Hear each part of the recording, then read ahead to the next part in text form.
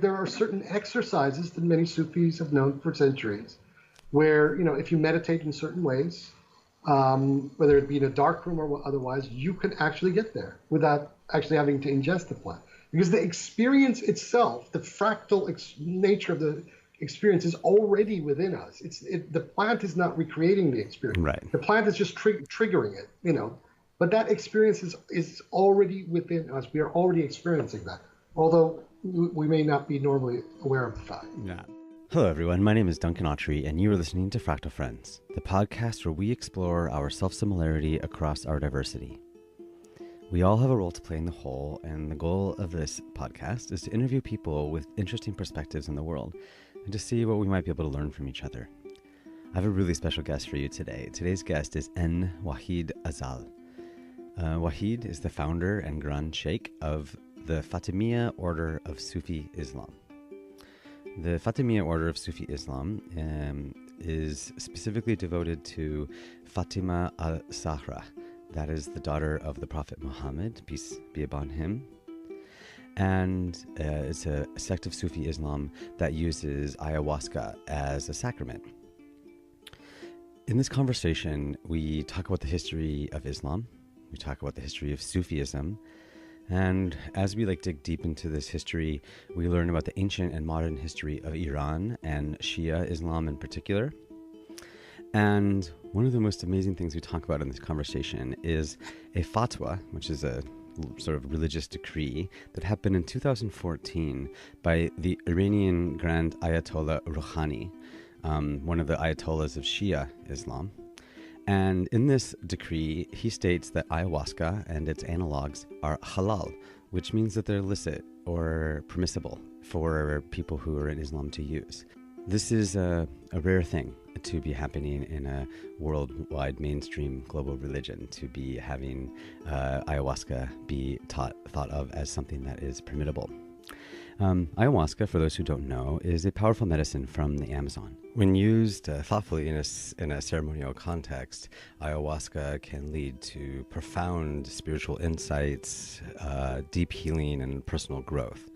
Ayahuasca is the combination of two plants, and there are other plants with similar chemical properties all around the world, and some of those especially can be found in Central Asia. In this conversation, we hear about Wahid's experience of doing plant medicine work with indigenous tribes in the subtropical jungles of Iran. Yeah, you heard that correctly. And that, plus the prolific amount of psychedelic patterns that are found in Islamic art and architecture, especially throughout Iran and Pakistan, leads our conversation into speculation about the potential use of entheogens or psychedelics in early histories of Islam and in the early history of modern-day Iran. We also ponder the mysteries of the soma, which in the Vedic tradition was a ritual drink of importance among the early Indians. And this is, of course, a precursor to Buddhism as well. And we also talk about the hauma, which is similar to the soma, and it's also a ritual drink that was foundational to the Zoroastrian religion. And finally, we start speculating about what the role of plant medicines might be at the origins of just religions in general. Anyways, in this conversation, we keep on returning to the complexity of the tensions and the interdependence between the modern world and traditions. And in the face of this, we also talk about the importance of being warriors for the earth, warriors of light, warriors for the human spirit. Before we get started, I do want to just give a little bit of a disclaimer here. The first disclaimer is that this episode is particularly nerdy and esoteric. We talk about all sorts of religious themes and history, and some of the language can get a little intense. I try to make it as clear as possible, so stay tuned. Just want to give you a warning about that. I also just want to warn listeners that there is a pretty open discussion about the use of psychedelics in this episode, and while the use of ayahuasca has been approved by the Grand Ayatollah Rohani after doing exhaustive research, I can say that I haven't done all of that exhaustive research, and so definitely I cannot make that assertion as to whether or not this is something that should be good for you or not. And I also just want to point out that in this conversation, we do talk about how important a spiritual path, how a meditation journey can bring really powerful insight into one's role in the world and that can be some of the similar insights that people find in psychedelics. And I just want to emphasize that there is much more safety and sustainability in following a spiritual path of awakening as opposed to a chemical one. So I just wanted to point that out, and let's get back to the episode. I really hope that you enjoy this conversation with Wahid Azal, and if you do, please share it with your friends and come down to fractalfriends.us to get more information about Wahid, all the things we talk about here, and also to see some of those pictures of the mosques in Central Asia. This conversation was recorded in October of 2018, and now, with no further ado, I hope that you enjoy this conversation with Wahid Azal. Assalamu alaikum, Wahid. Welcome. Alaikum salam wa bismillahir rahmanir rahim. I'm really glad to be in this conversation with you. I just to give you a little bit of an introduction as far as I can before letting you introduce yourself. We met at the World Ayahuasca Conference in Ibiza a number of years ago, and I was there helping work on a project around ethics, and you were there because you are part of a sect of Sufism that actually uses ayahuasca as part of its sacraments, as far as I understand, and you have, in your work and in your research as a scholar, have helped discover and bring to awareness the fact that this is something that has been part of spiritual cultures going way back, centuries, thousands of years. And so I'm super excited to talk to you about that and to share that message with the world. But I wonder if you just want to just give a little bit of a sketch of just like kind of who you are and how you would introduce yourself first. Very well. In the name of God, the compassionate, the merciful. I began my spiritual journey, as I've talked about in a couple of interviews in the past, at 18 years of age, basically, via a mushroom experience on my 18th birthday that basically tweaked me completely in a different direction than I was going at the time. I had no interest at all up until that age in any form of esoteric spirituality or plants or any of this stuff. And a dear friend of mine took me out on the starry lit, cold New Mexico night in December 1989. And we had a heroic dosage of the psilocybin mushrooms, and the experience was so profound and unexpected that even to this day, I don't really have the words to contextualize it. But this experience basically propelled me into rediscovering my own spiritual roots, both within my family and in my culture. And I came to Sufism via the writings of a great French Iranologist and Islamologist by the name of Henry Corbin.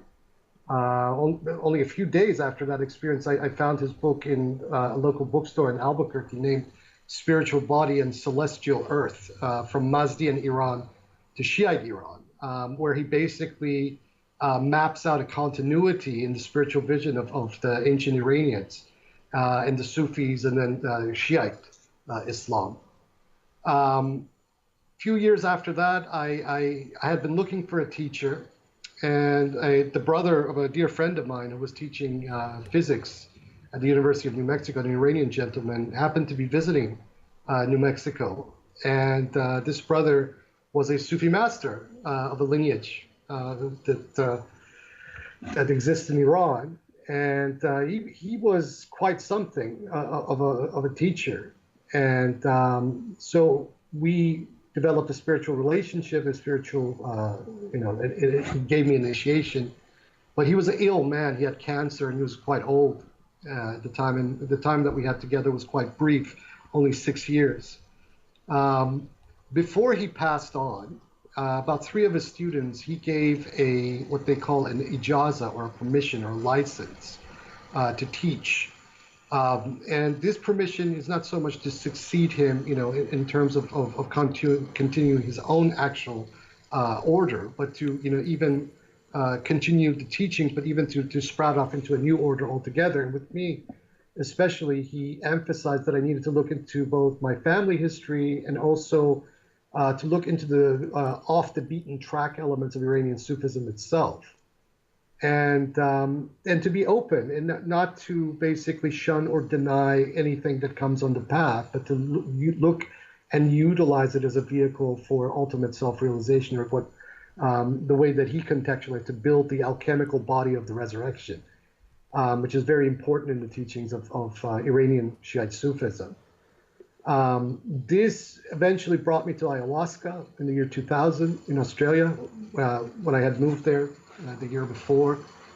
And then in 2003, I made a trip to Iran for the first time, actually, since my family had left in 1979. And I connected with a lineage of dervishes. Were connected to my old teacher. And these dervishes are known as the Order of the Khaksar.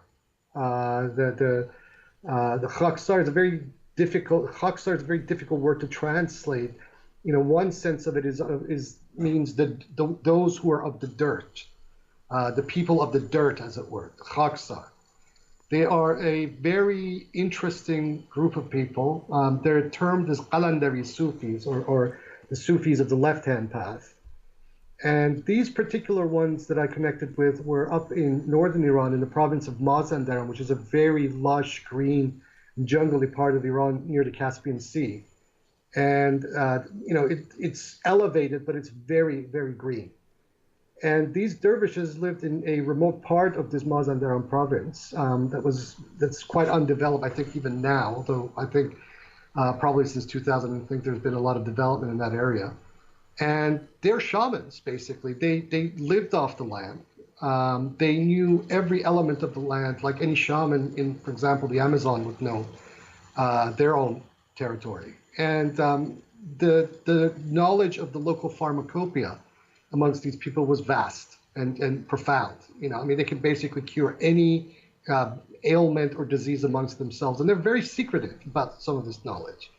But one particular night, and that was the reason I had gone to them to the first place, they invited me to a ceremony which they also insisted that is one of their very secret ceremonies, and that they had let me in because, you know, because of some of my references from some of the other dervishes in Tehran and elsewhere, where we drank a concoction that was very, very similar to ayahuasca, except it wasn't ayahuasca. It didn't have that purgative element to it. And one didn't get physically ill during the drinking, but there was definitely a tryptamine in there. And there is no question in my mind that it also contained the Esfand, or the Pegamam Harmala, the Syrian rue in it, because I could actually, you know, both feel it and taste the residue taste of that. But they wouldn't tell me what the plant was, and I was not to ask them. They were very insistent that I was not allowed to ask them what the components of this plant was. This ended. I left after my trip. I went back to Australia again, and around 2005, in a ayahuasca ceremony on the east coast of Australia, basically the inspiration through the spirit of the tea, you know, put it to me that it was time to begin the work of laying the foundations of a actual sacrament-based Sufi order that takes all the elements of the teachings that I had already been given, and elements of the teachings that my teacher had asked me to look into as far as my own family history is concerned, and put these all together in the form of a Sufi order known as the Fatimiya. And during this vision, it made me literally recite a form of what they call the Shahada, or the testimony of belief, which for most Muslims is La ilaha illallah, Fatima, or Muhammad Rasulullah, there's no God but God,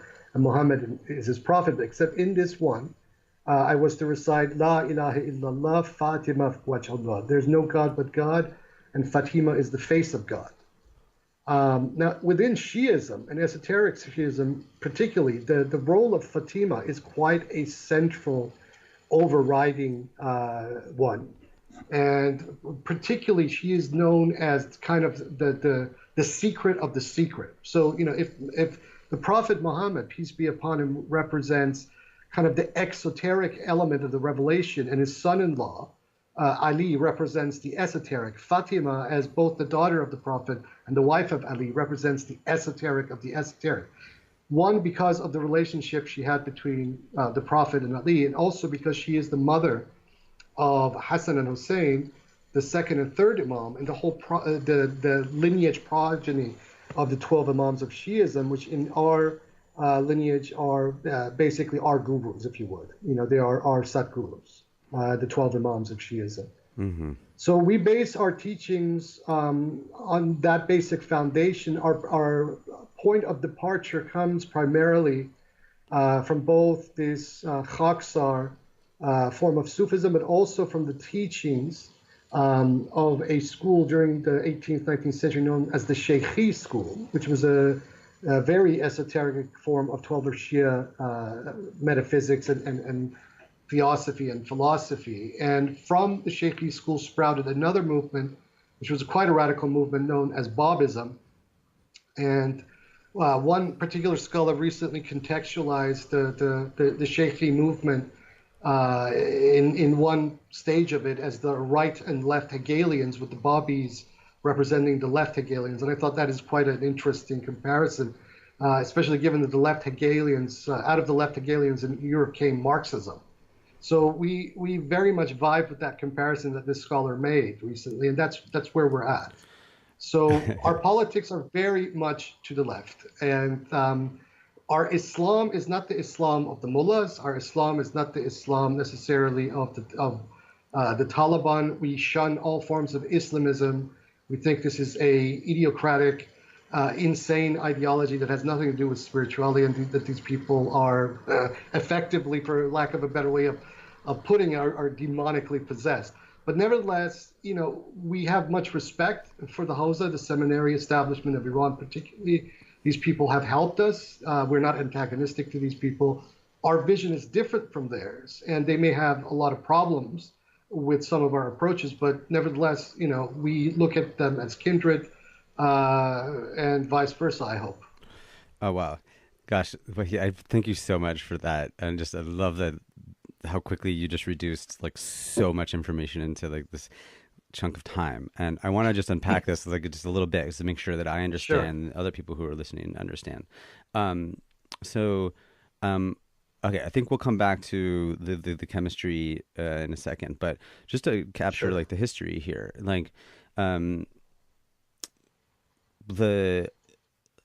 first of all, like as I understand it, the Sunni and Shia split happened at the death, mm-hmm, of the Prophet. That's right.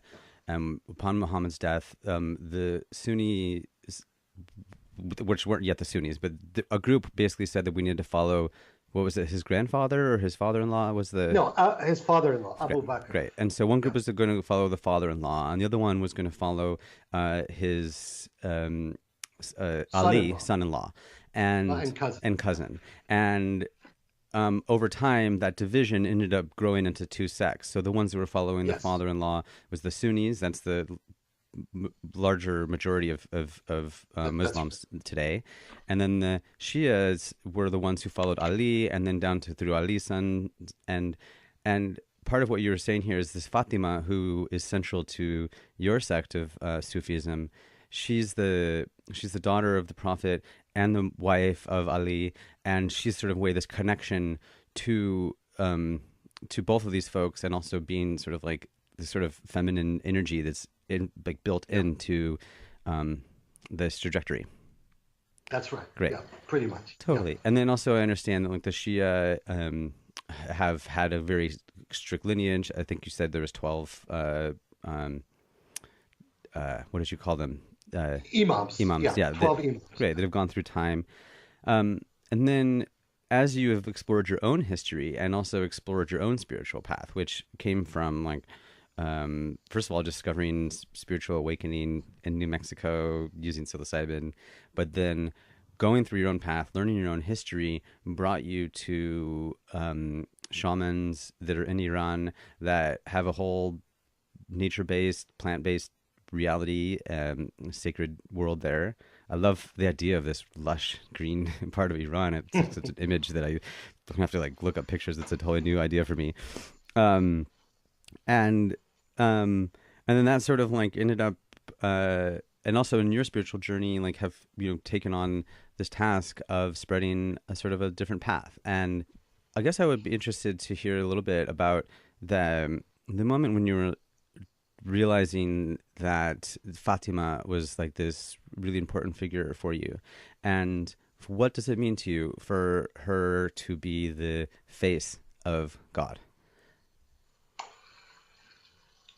The way to look at this is the way I contextualize this is through the prism of Islamic esoteric metaphysics itself. Right. We look at the universe as theophany, right? So that every image, every form, everything that is projected from a central locus of being. And that all of these are continually being produced by the one, or the Godhead, the All High, whatever name or attribute you want to attribute to it.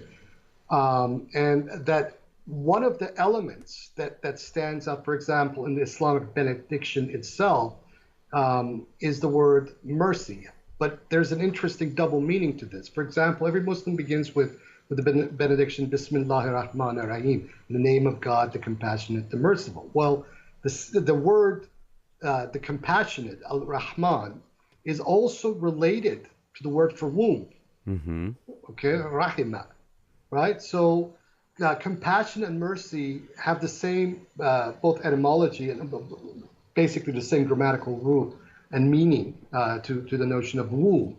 So that the cosmos or creation in the world are in essence looked upon symbolically as being the womb of God, as it were. Mm-hmm. Okay, and you also have this actually in esoteric Judaism, the Kabbalah, where you have the Ein Sof, the unknowable, unnameable Godhead, and then the face of God that looks and creates the world, from the first sphere of the tree of life, Keter, is the Shekinah, and the Shekinah is feminine, mm-hmm. right? So it is actually the feminine element of the Godhead that is the creator as such. Yeah. And it's interesting because the Islamic esotericists in the Shia mold called Fatima al-Fatir, Fatima the creator, or creatrix, in the way that the Quran uses that word. And this is exactly the way we look at it. Why she became important to me, there's many reasons. There's the Shiite element. But the very night before my actual Sufi initiation, I dreamt of her. And I've related this a few times. I dreamt that I had gone to Mecca, to the Kaaba. There was nobody there. It was a full moon. And I was in the Haram, and the door of the Kaaba opened up. And a female voice bade me to come in. So I went in.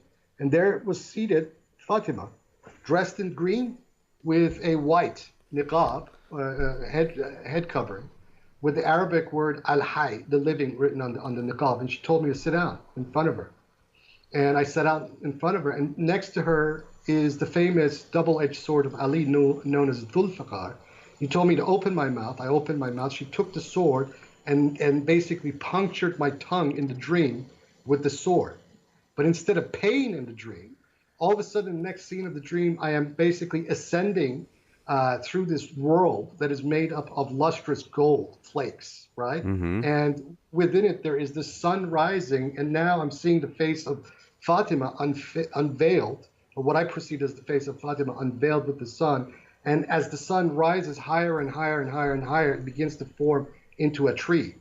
And then I keep falling and falling. The light gets dimmer and dimmer, and then I wake up, and the physical sun is shining through my bedroom window. Oh, wow. And that was the morning of my initiation. I told my sheikh and Murshid, my teacher, this to him, and he said, everything we do here today is just a formality. She initiated you herself. Oh, wow. That's such a beautiful image. Thank you for sharing that.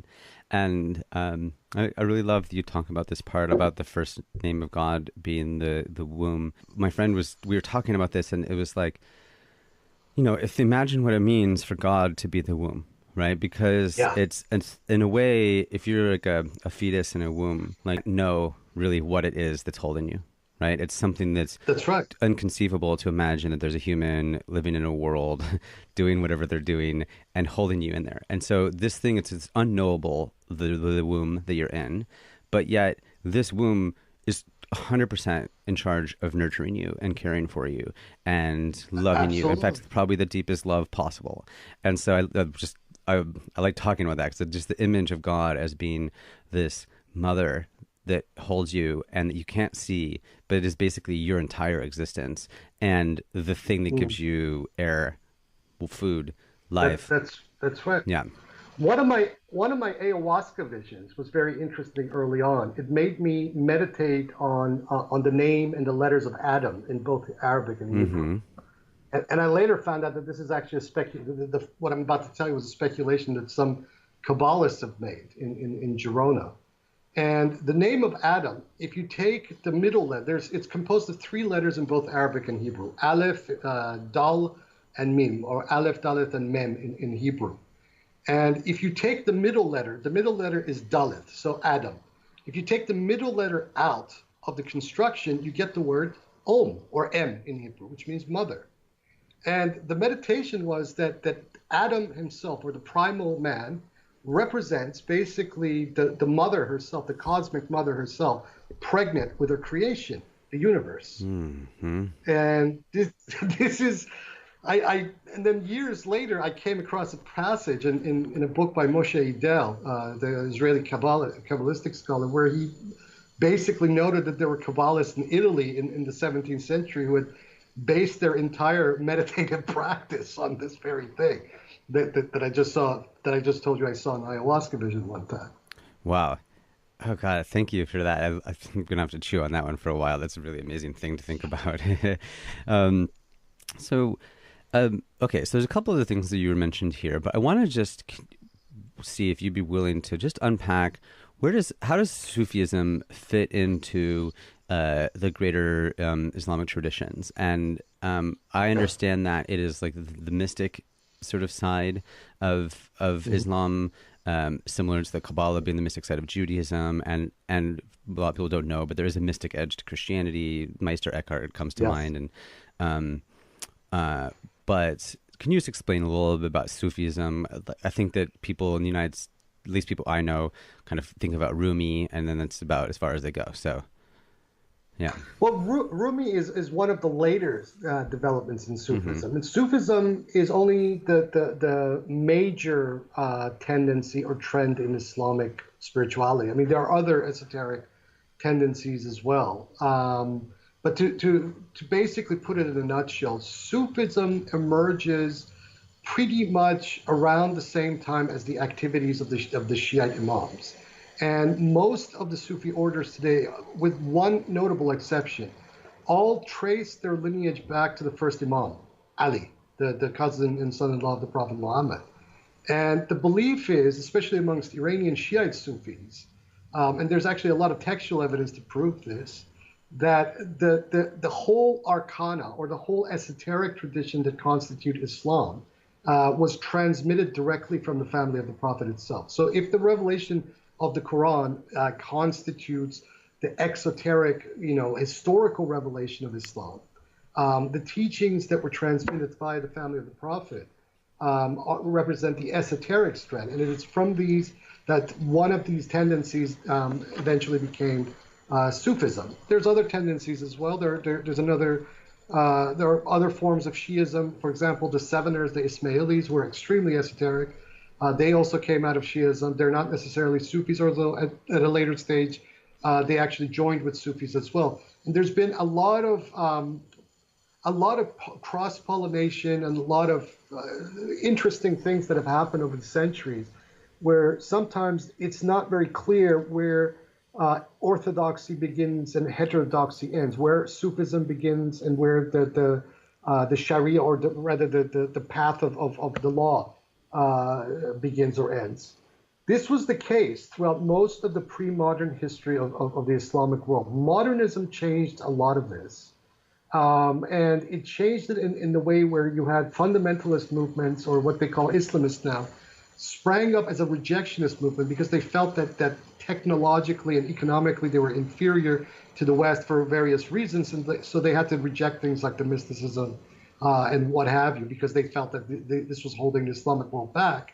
So they wanted to look at the earlier period, and via, I would say, a very skewed reading of early Islamic history, they developed their ideology. But whereas with the Sufism, the argument that all Sufis of all orders have always made is that the spirituality, integral spirituality that Sufism represents, is a representation of the kind of community life that would have existed in the early Muslim community itself. And there's quite a lot of evidence for this, in the life of the Prophet and his community in Medina, in the lives of the Imams, subsequently, and what have you. Whereas today you will find, these fundamentalists trying to, paint Sufism as an aberration or a deviant tendency or what have you. In a previous time, there was a lot of crossover and back and forth between Sufi sheikhs and sheikhs of the theological seminaries. There was a lot of that going on. There was not that kind of animosity. The modernism in the skewed form that it came to the Islamic world changed that whole trajectory. It also changed it to some degree, I would say, even in the West, where with the Enlightenment, there was a very pronounced, not only anti-religious sentiment coming from these European Enlightenment thinkers, but also conspicuously anti-mystical tendency as well. This is now beginning to change somewhat, but this is where some of these things come from. But let me give you an example of a very prominent figure of the 20th century, who was both a jurisprudent, a very eminent one, as well as a Sufi simultaneously, and that is the Ayatollah Khomeini. The Ayatollah Khomeini is not only the leader of the Islamic Revolution of Iran, he wasn't only an eminent jurisprudent, he was also a very committed Gnostic and committed Sufi. And there's quite a lot of evidence showing that he was initiated into the Gunabadi branch of the Ni'matullahi Sufi order. In fact, up until maybe about a decade ago, the Gunabadis used to have their Hanukkah or Sufi hospice in the holy city of Qom, right next to the theological seminary. And there was never any problems between the seminary and the Hanukkah. There were tensions, because sometimes the Sufis would be perceived by the Orthodox types to be going overboard in certain things. Like, for example, the dancing was not approved, the singing was not approved. These are, issues that have been of controversy for centuries, but it never descended to the sort of, acrimony and dissension until probably, I would say, much recently. Yeah. Thank you. Thank you for unpacking that some more. It's something I've just noticed in the story about the Western modernism sort of coming, back and becoming like this, in a way, a threat to Islam, or at least perceived that way. And I'm just remembering that, wait, if you look at the bigger history, the Muslim world is the one that brought us into modernity, like discovering zero, mathematics, science, exactly all of the things that make Europe not just be a backwater, is all things that came from the Muslim world and the Muslim empire, and that it's interesting to sort of then see as those things then got sort of picked up and turned into whatever technology and computers and whatever that felt so threatening, maybe whatever different things, that to have that when it cycles back, to have it be like, oh, this is threatening to us, and it's just interesting. Well, actually, over the big arc. There's a book that was published recently. I can't, right off the top of my head right now, I can't remember the author's name, but it's called The Islamic Enlightenment. And basically, this is what the author argues. It's a historical study. I've only read about 2 chapters of this book, but it's a fascinating study. And he basically says what you just said, that contrary to previous assessments, where modernism was basically mapped from the 17th century with mainly these French and Scottish thinkers like Rousseau and Voltaire, etc. And that's the point where we can basically say modernism begins, with the rejection of the authority of the church and etc. This guy argues very convincingly, and he maps it out, that modernism actually begins in the Islamic world, that it was with the projects, the knowledge production of the Islamic world in the sciences, whether we're talking about knowledge production in Baghdad during the Abbasid dynasty, or later on the knowledge production that was going on in Spain under various Moorish dynasties that ruled Spain for many centuries, that modernism is actually a project that came out of the Islamic world and pulled Europe out of its own problems at the time, created a lot of problems as well eventually, but that's where it comes from. Now, which makes the whole thing quite interesting, because then the rejection of modernism by a lot of these fundamentalists takes on quite a chaotic character. Because if the Islamic world, whether advertently or inadvertently, was responsible for spawning European modernism, and then European modernism spawned the imperial and colonial projects of the West, this is sort of a case of a genie being let out of the bottle and creating havoc, if you would. And but see, history, history has these very interesting routes and byways, and little things that happen here and there that you notice that kind of make the positions, the hard double down positions of a lot of people currently, whether on the right or on the left, look a little silly. Because I don't believe that we can contextualize Islamic civilization outside of Western civilization.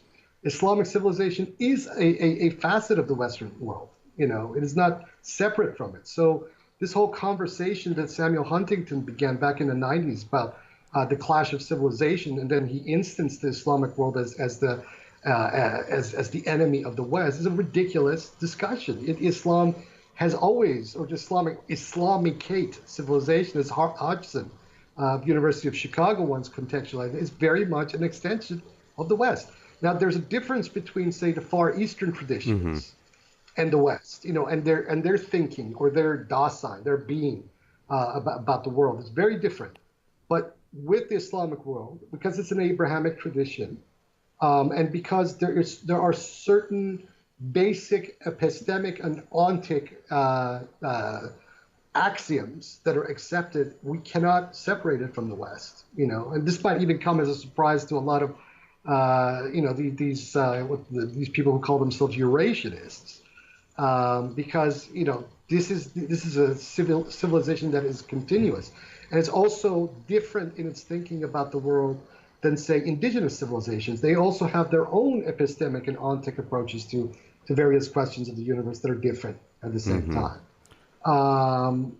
So, we need to think broadly about these things, and these categories that are kind of sharply dividing East from West, they need to be really stringently interrogated, I think. Oh, thank you for that. Yeah, I was doing research for this, and I was watching this video about the spread of the different religions around the world, and it was really interesting. Yeah, just like Abraham starts, and then it's all this going all these ways, and it's just like we can't separate ourselves from nature or the earth, we can't really separate ourselves from each other.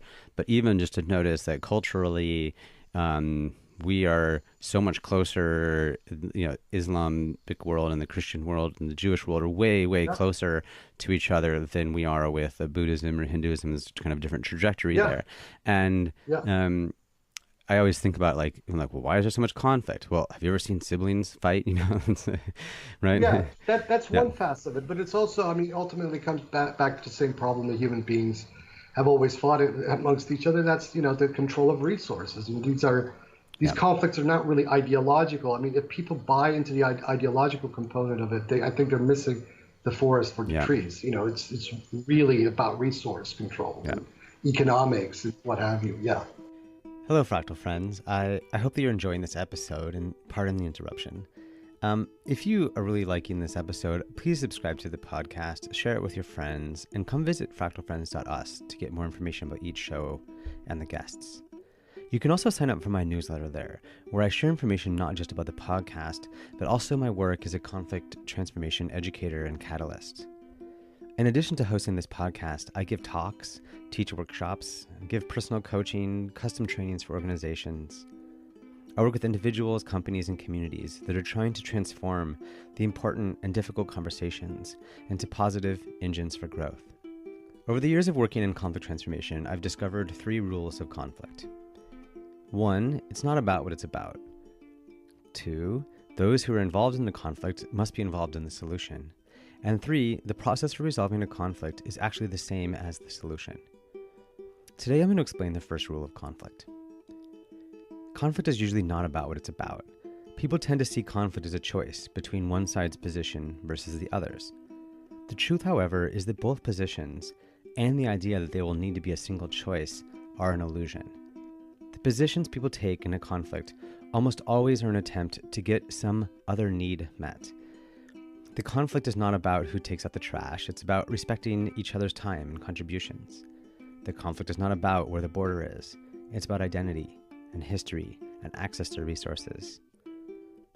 Transforming a conflict requires discovering what those underlying needs are. And once you can find the feelings and interests hidden beneath what people are asking for, then you can find solutions that work for everyone involved. If you want to learn more about my work and the other rules of conflict, or if you would like to talk about a conflict that you would like to transform, or if you would just like to improve you or your company's skills around conflict, you can visit duncanautry.com. And there you can sign up for a free half-hour consultation. And again, don't forget to sign up for the newsletter. Thank you for listening, and now back to the show. So there's some of the things you've been sharing here prompts like a question for me that I thought sounds kind of interesting. Sure. That you can chew on this one. We're talking about, like, you're mentioning the different trajectories as Islam develops, as Sufism develops, and that part of your path has been about returning to spirituality, like the what is like the spirit here as compared to the dogma and the rules and so forth. And I know that gap happens in most religious traditions. And I heard, I think it was what's his name? Graham Hancock talking about the Gnostics, the early Christians, and the Gnostics really felt like that they were the ones who were holding down like the true message of Christianity as the church was being developed and getting the actual church that St. Peter started and on downwards. And one of the things that they talked about was this idea of the demiurge, and that they were like, look, there is God, true God, compassionate, merciful being that brings us into existence and is caring for us. And then there's this other God, but it's actually the demon that's like disguising himself as God. That is the one that says, hey, our side's right, those guys are wrong, let's go kill them. And that demiurge, you can see whether or not people are actually worshiping one or the other, right? Like, because if people are worshiping like the true, none of this would happen. Well, let me look at it. I find Gnosticism extremely interesting, and I have studied a lot of the Gnostic texts, and also I've followed the scholarship that's come out of the academy for the last good 20, 30 years now. And as fascinating as Gnosticism is, and it's extremely fascinating, it in my humble opinion, it suffers from serious fundamental flaws. And one of the flaws is this. The tendency of dualism in Gnosticism in attributing a flaw and an evil God, as counterpoints to a good God. All of this, obviously exists in the Zoroastrian and the Mazdian universe of ancient Iran. But my critique of Gnostic dualism is the following, is that Gnostic dualism makes an error of judgment in basically projecting the angst of human society and projecting it onto the universe in totality. And that's a very egocentric way of looking at things. So when they talk about the flaws of the demiurge and the demiurge is evil, and if you notice that in Christian theology, this actually gets enshrined, even though they're anti-Gnostics technically. In Christian theology, it's believed that the devil rules the world, and that you're constantly being tempted by the devil. Now, there's some symbolic truth to that. However, if we are going to speak about a one fundamental principle that encapsulates the universe in totality, and whether we name this God or something else, then this principle of evil is ultimately either part of or subservient, rather, to the principle of the all good or the all encompassing, if you would. And one of the philosophers, ancient Greek pagan philosophers that I have devoured over the years is Plotinus, and he has a treatise in his Aeneas where he calls it Against the Gnostics, and he basically argues along these same lines that that this is the best of possible worlds. And the problem that the Gnostic sees and try to attribute to an evil demiurge, an evil god who created the world, is because they're actually not understanding the nature of the totality itself. Now, the symbology and the symbolism in Gnostic texts is absolutely wonderful. I love this stuff, like, for example, the Apocalypse of Adam, this Nag Hammadi text, is just, I have meditated on this text for years. And the Thunder Perfect Mind, where you have the Sophia speaking, and she speaks in the paradoxes of her reality. This stuff is awesome. But if we take this stuff literally, okay, we basically fall into the same trap as literalist religionists, who are also, critics of the Gnostics. And what happens with Gnostic dualism is that there begins to form a hatred for creation, okay? And I think this is another problem with Gnosticism, especially hatred for the material world and the material creation because an evil demiurge or evil god created it. And I think this is a trap, right?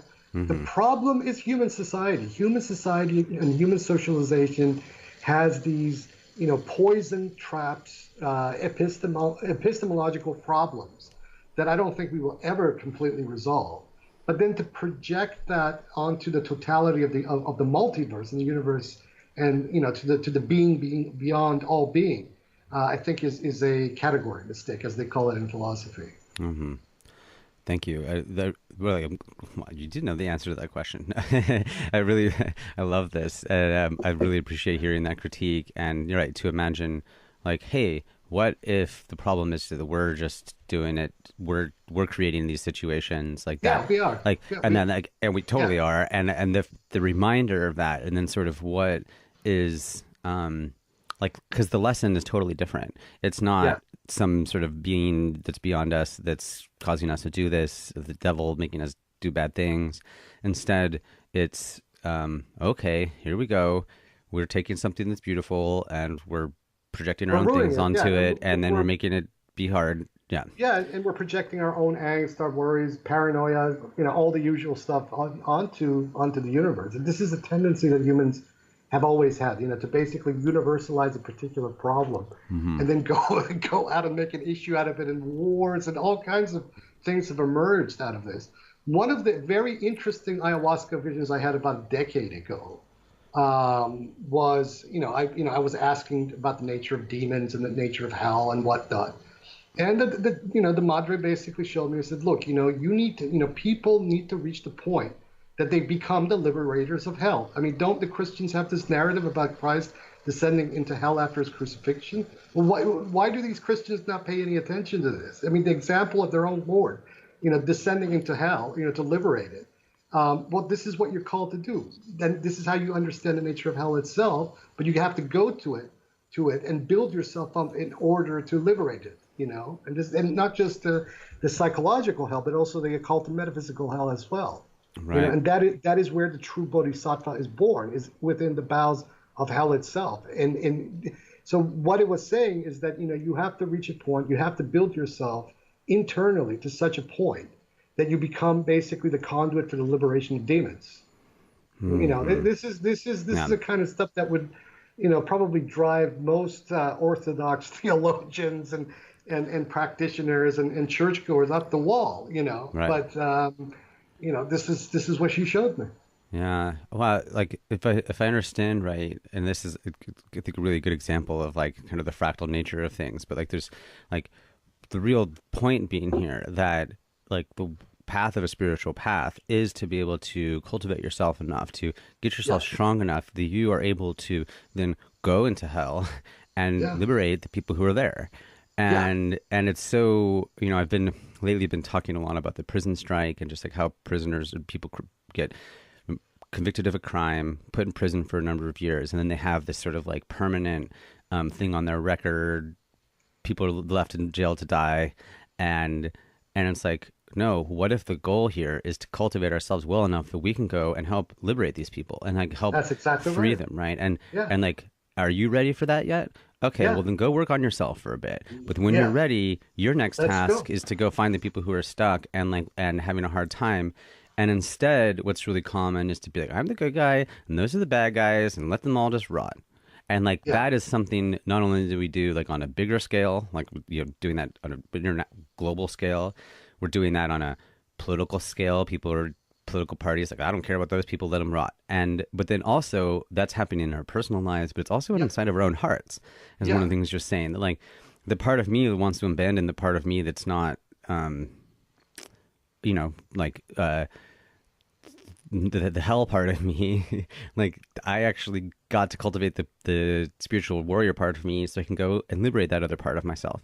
Yeah, that's that, and this is an ongoing thing. It's something that never ends. So, Yeah. one thing that we don't subscribe to this one-time be-all end-all enlightenment experience, Right. because the nature of the multiverse is so vast. We propel through the journey of being, through constant, incessant, eternal, awakenings, as it were. Yeah. So the awakening never ends. You're just constantly awakening.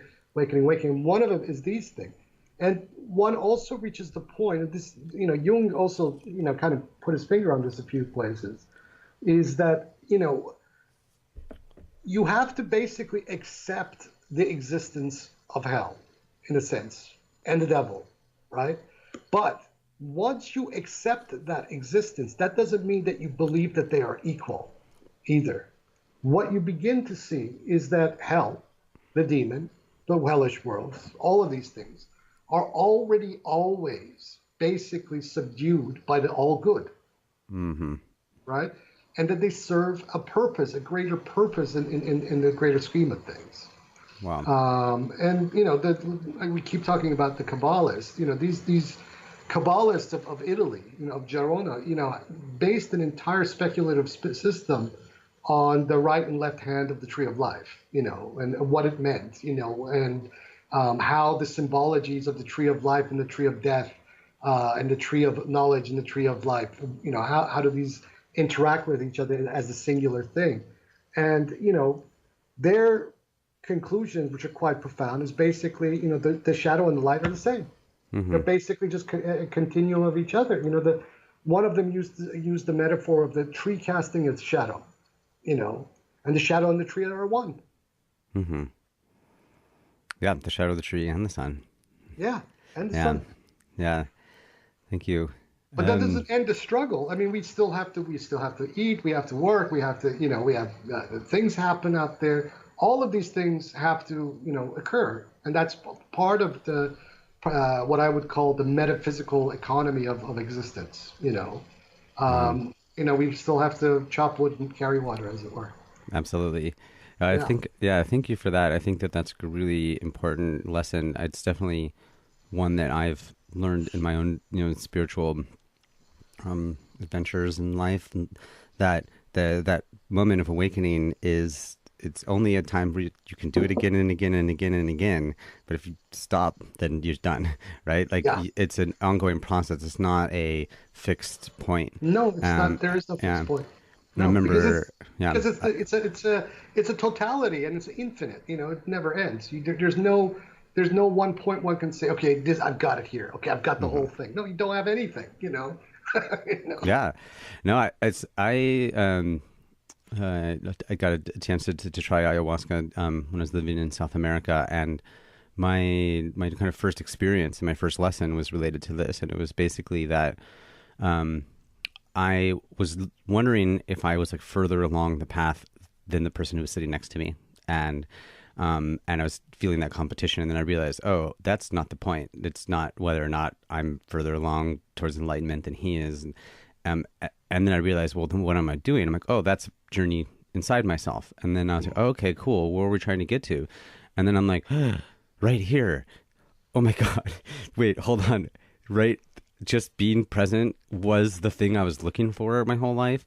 And for me, it was the best joke ever. I ended up laughing like almost throughout the rest of the ceremony as I just kept on integrating the idea that I thought I had been chasing something or trying to get somewhere and that I was already there. And I think that that's such a, I don't know, just an important lesson that they remember that everything's already right, then we can be there. And if we want to be in the journey of let me go see where to go and how to make it better and what else, then you can be in that journey too. Right. I asked my old teacher before he passed on. One time I said, "How am I doing?" He said, "What do you mean how you doing?" I said, "Yeah, how have I progressed on this path since you gave me initiation?" He said, "Well, why do you ask me this question?" I said, "Because I want to know how much I've progressed." He says, "Well, the point of the exercise is to be on a path of no path." Yeah, it's that's the lesson, right? That's the lesson. Yeah. Okay. Oh man. Okay. So I have a couple of, I'm like noticing like there's so many freaking questions I want to talk about here. I want to go ahead and talk a bit about if I want to see if you'd be willing to tell the story about how we got to the fatwa from the Grand Ayatollah Rohani, Sure. saying that it's like That it's halal, fine. halal, That it's halal. Yeah. That it's licit. Yeah. That it's fine. Yeah, yeah. As I told in the reality sandwich interview, I was approached by two gentlemen. One primarily, both of them live in Lebanon, in Beirut, and they knew what I was about. And they said, "Well, what do you think if we approached the Hausa, the seminary in either Iraq or Iran, and asked them for an opinion, a fatwa, about what they consider, the issues are, whether they should be considered haram or not, because there is no, they obviously don't know about DMT or ayahuasca or anything, but there are certain Muslims that are getting up and going to South America to these retreats." And I said, "Yeah, sure, anything I can do to help. If you need books, sources, whatever, just let me know." Mm-hmm. And so they contacted the office of several Ayatollahs, and it was Ayatollah Rohani who finally responded, his office in Qom. And, they pumped these guys with lots of questions, and these guys would come back to me, and, I would answer them, and I'd give them sources, articles, books. One of these gentlemen is quite a translator. I think actually that's what he does for a living in Beirut.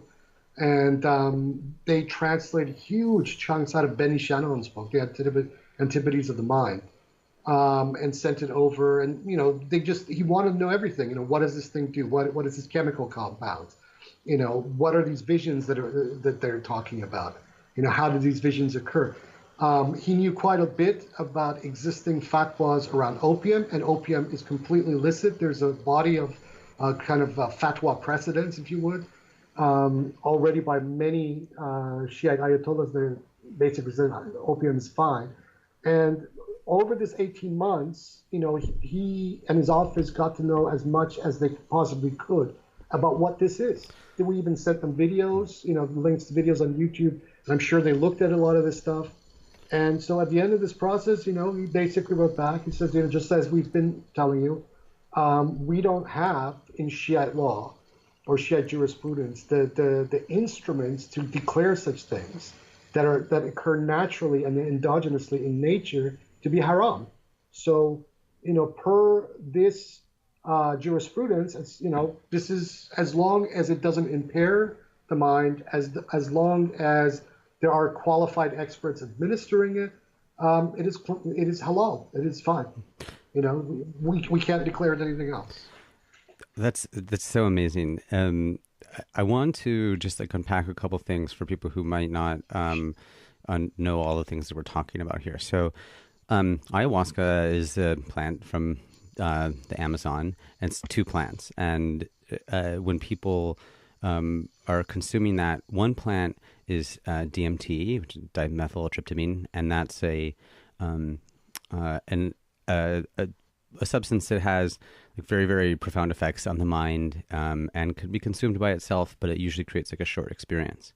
The other plant, which is the actual ayahuasca vine, is an MAOI, which is monoamine oxidase inhibitor, if I got it right.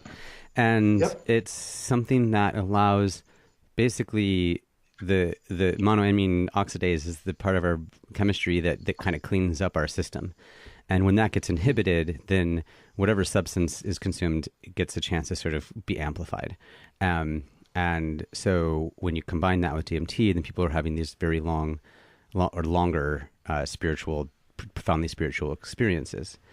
And that part of what is interesting is that this MAOI and this DMT can be discovered in other plants and so forth. So in That's right. the Syrian rue, which is a plant of the Central Asian part of the world or Middle Eurasian part of the world, that is an MAOI. And then there's acacia and other plants that can also give people the DMT. And so the ingredients to be able to make this were already part of that part of the world. Am I doing it right so far? Okay. Yeah. And so this fatwa, so halal and haram is, haram means something that's forbidden. That's where the word haram comes from, right? And then halal, it means it's licit, it's okay, it's fine. It's okay. And you can see like halal food, for example. This would be like the Muslim version of kosher, perhaps, right? Yeah. That's it's 1-to-1 corresponding. Yeah, that's what I was about to say. So, it's halal is Muslim kosher. Right. Yeah. And so then, in this moment, this Ayatollah, doing tons of research, getting all this information, was able to say, yeah, as far as we can tell, as long as this substance is not being used irresponsibly, as long as it's not impairing people's minds, that this is something that we can say is fine for people to be used. And this is in now Shia jurisprudence now. Yes. Yeah. Basically saying that we cannot, based on our principles of jurisprudence, we don't have any authority to declare a plant to be haram. Okay? Because they want to know, for example, is this poisonous? Does it kill people? Does it damage, nerves? They asked all kinds of intricate medical questions, some of it which we answered, some of them we told them we didn't know. And as long as they were satisfied that this is, this occurs in the pineal gland, human brain, that this occurs in nature. We have analogous plants in Iran and the rest of the Middle East and Southwest Asia. Once all of this was established for them, they were satisfied. Then they said, well, we can't declare this haram. We just don't have the authority to do that. So, but as long as you follow these guidelines, that it's administered by qualified experts, and that it doesn't impair the mind as a permanent. Like, for example, certain things like cocaine would impair the mind. So although there is no fatwa against cocaine, but they would, if we were to approach them, like for example, on a fatwa on that, then they would probably say something else. But the fact that it occurs naturally, that these plants have been used for thousands of years.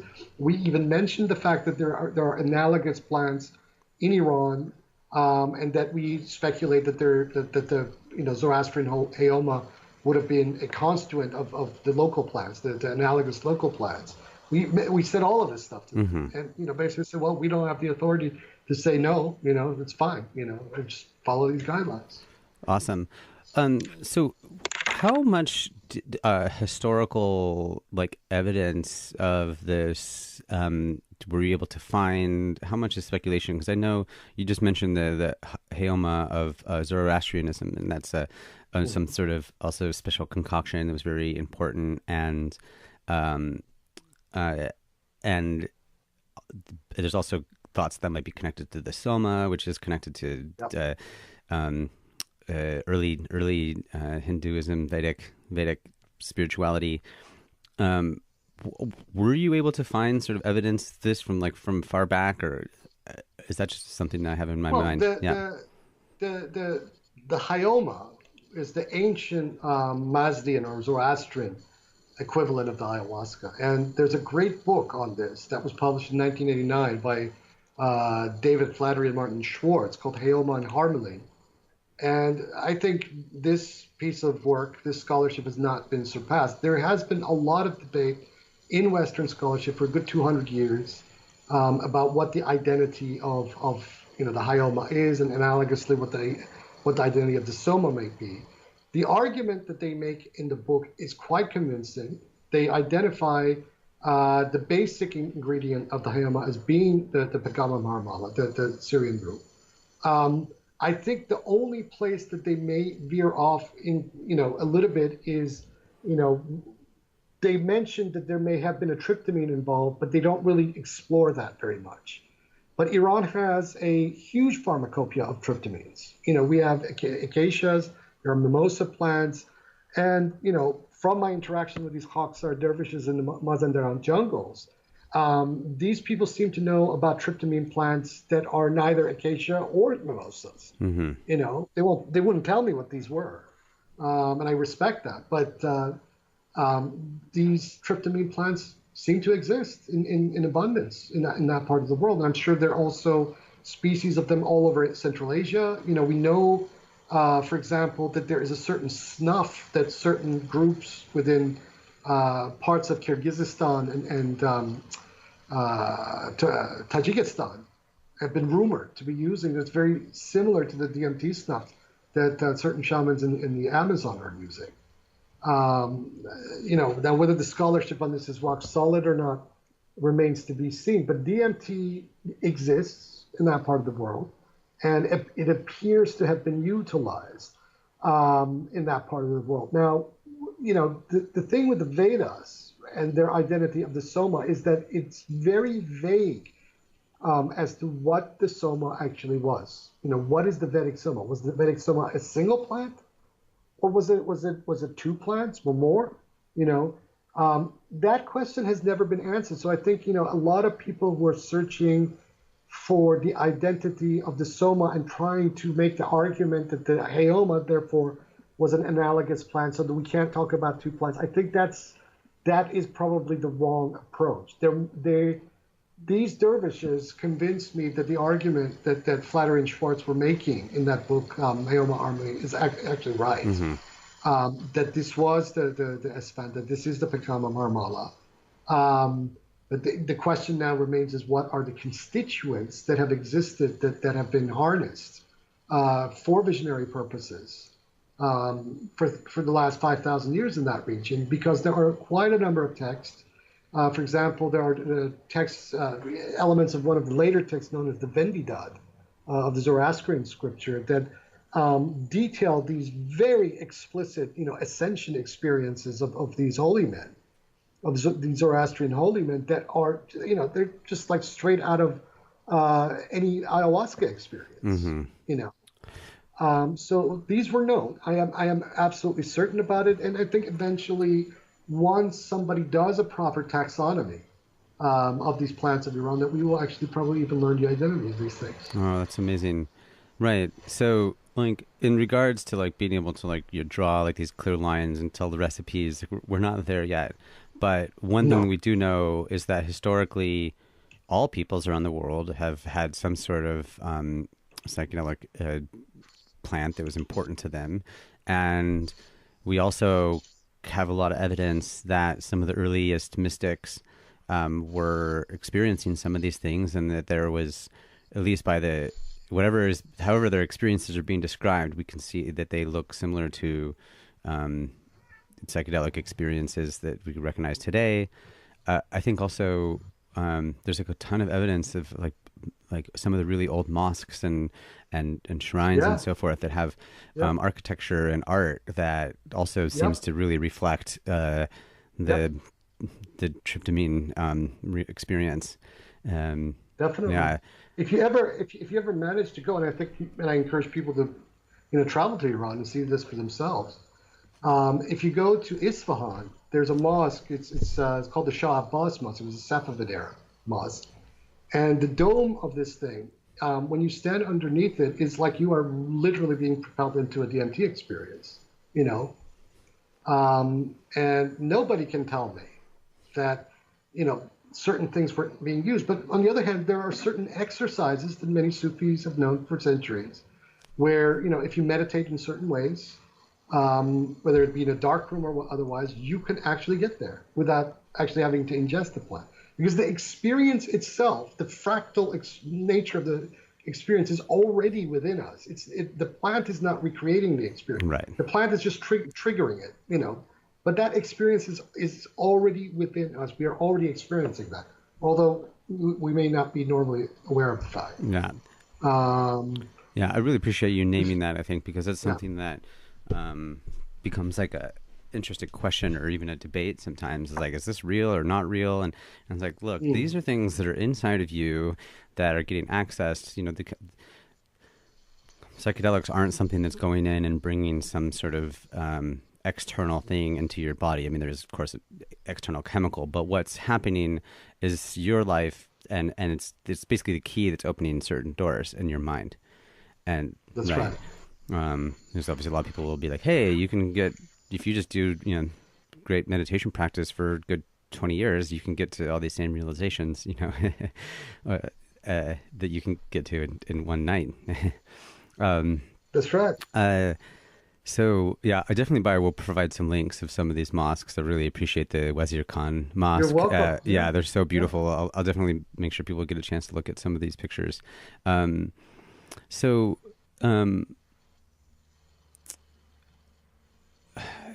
How, I guess, I want to sort of start landing the plane here a little bit, and I just wanted to just sure, get a sense of so how are things going with the Fatimiya branch of Sufism? Do you have people following? What's that would look like? What's that looking like for you right now? We're fine. I mean, I don't subscribe to a marketing approach of expanding one's group. Mm-hmm. This is who we are. Our core group of people, we're still together after many years.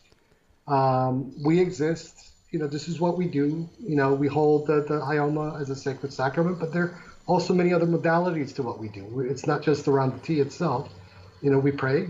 We recite the names of God every day.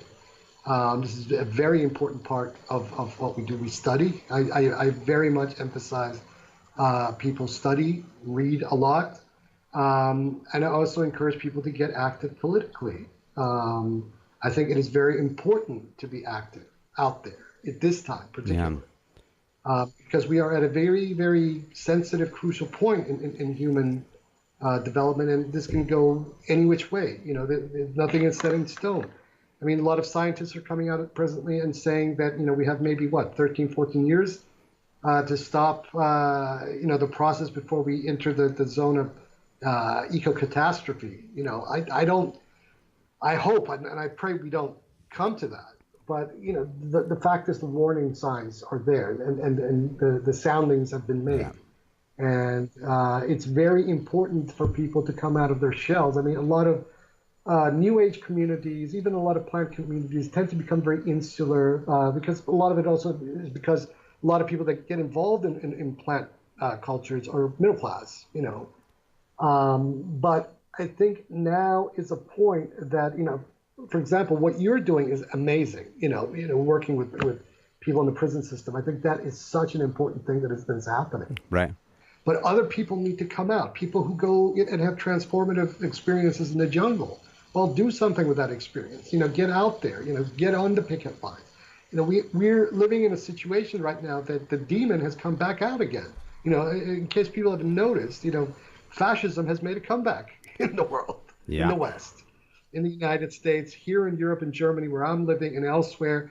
This whole ethno-nationalist nonsense that was spawned literally out of nowhere, and actually from the internet, if I might add.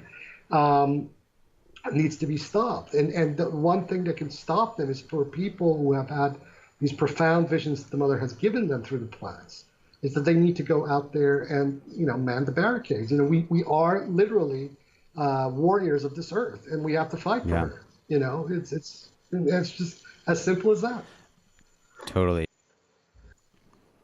I kind of want to sort of connect the dots right there. So, on one hand, we're facing imminent eco-catastrophe, and the world that's our physical ongoing of humanity is something that's actually a real question. That's one level. On the other level, we have seem to be more and more divided than we ever have been, with the rise of fascism, but also just I find the politics of division being very popular these days, and yeah, you can see that all over the West. You can see that in Latin America. You can see that Turkey, India. Yeah, it's you see that a lot, and then part of what you're calling out is okay, people who have a vision for unification, who see like the higher, like a spiritual goodness and want to promote that in the world, that it's time for those people to really start stepping up and start creating the spaces of building these bridges and unification. It sounds like that's building bridge, but also, where necessary, you got to also kick butt.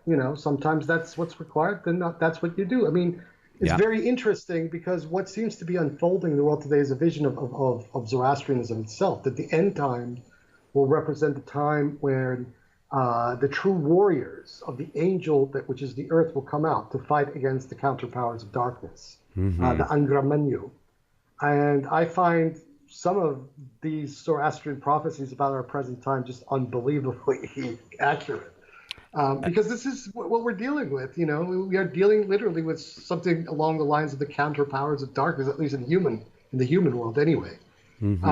Who's this insatiable, all-consuming machine of neoliberal capitalism is destroying our planet, and it's no longer even about human beings anymore. We're not trying to save other human beings, because there are animals, there's bacteriological life forms, there's a diversity of life forms on this planet that are threatened imminently because of what we human beings are doing here.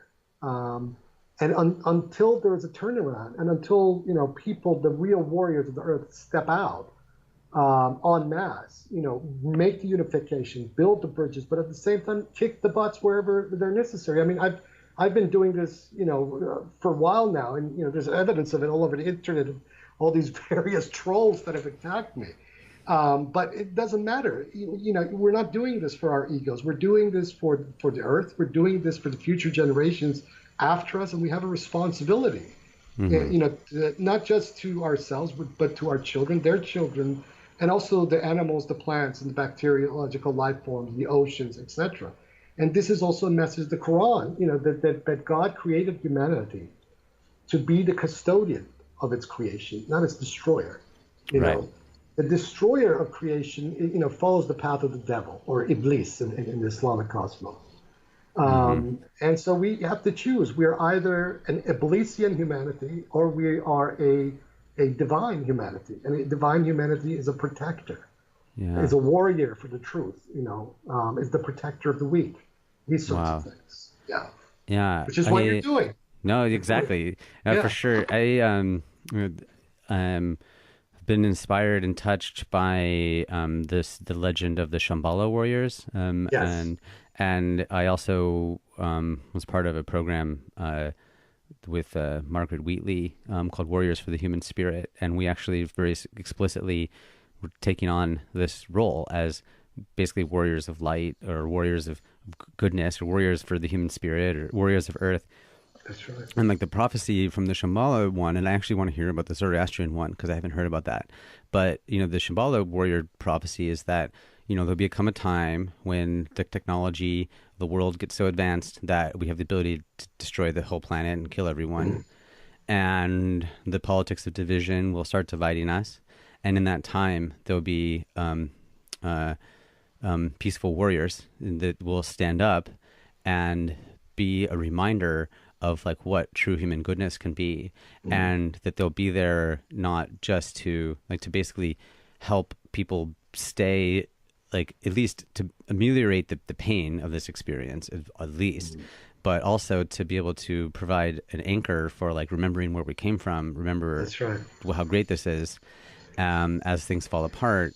But then also that becomes a new ground for the next rebuilding, after it falls apart. It's exactly the Zoroastrian one is almost identical to that. This prophecy of the fresh Kerti, they call it in the Zoroastrian scriptures, which incidentally, that book that I mentioned at the beginning, Spiritual Body and Celestial Earth, has a very lucid description of all of this, of the Zoroastrian eschatology of the end time. And basically, it's very similar to this, that there will be a rupture from the legion, from the realms of hell, the Angra Mainyu, and that these legions of the counterpowers of darkness will basically invade this realm in order to completely consume it.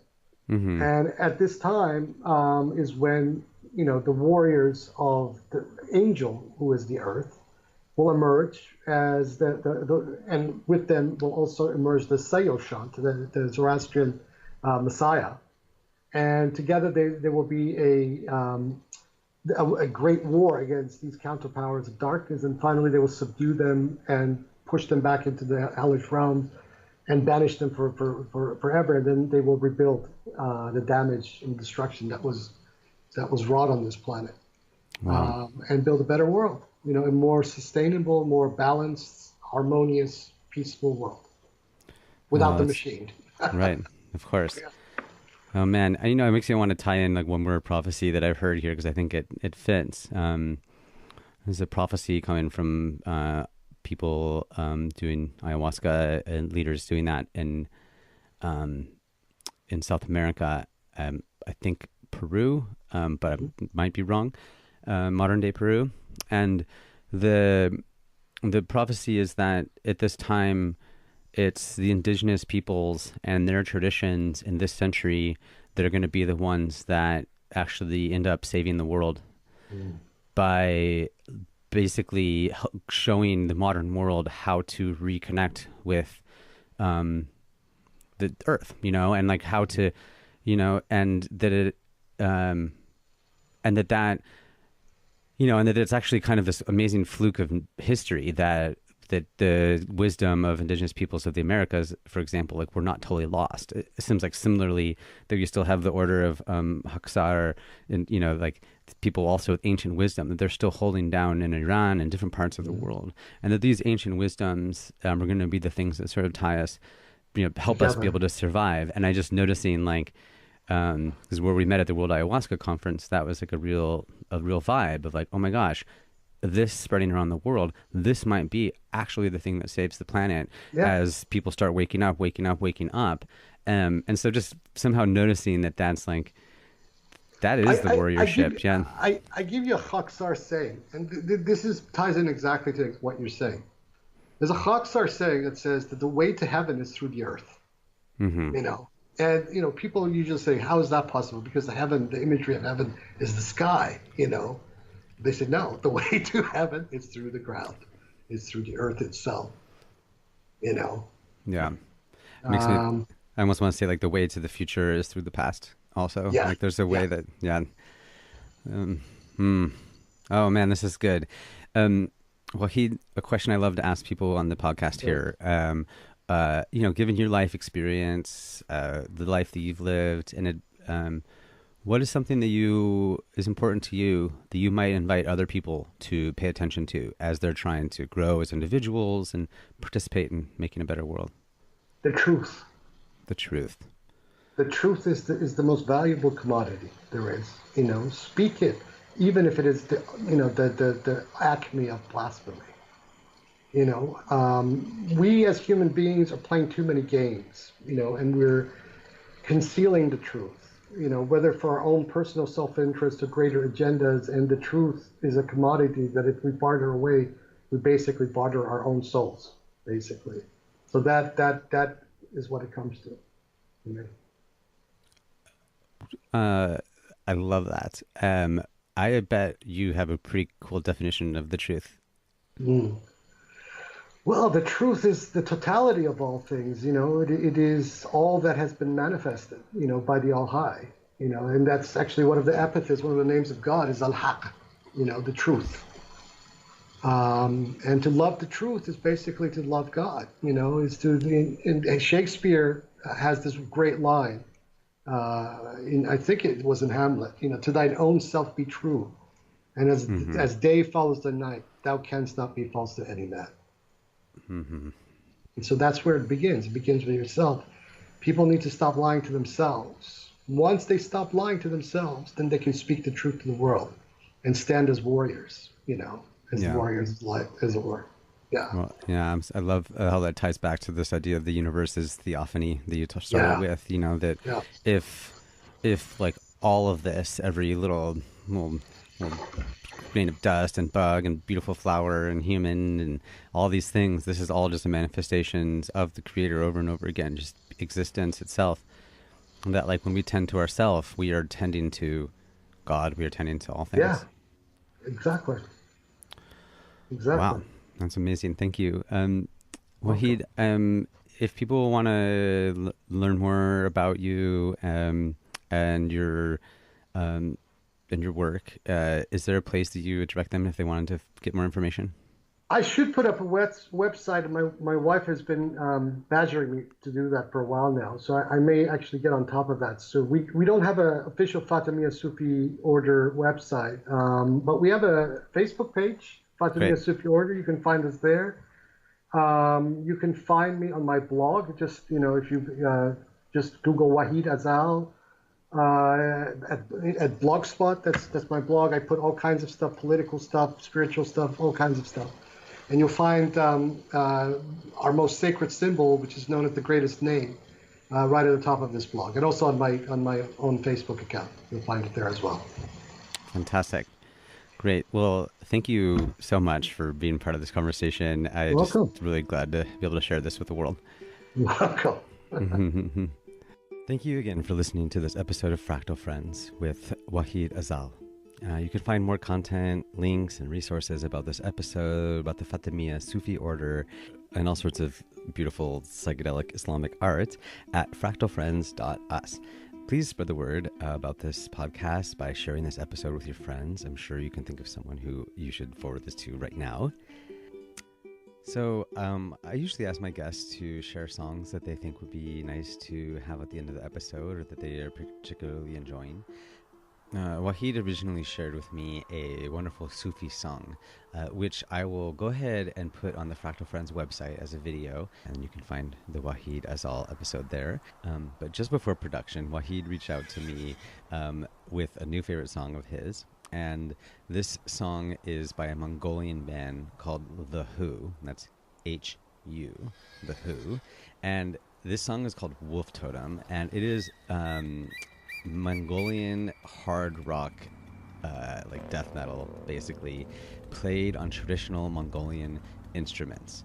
And definitely come to fractalfriends.us to see the video of these guys rocking out. In the meantime, this is The Who with Wolf Totem.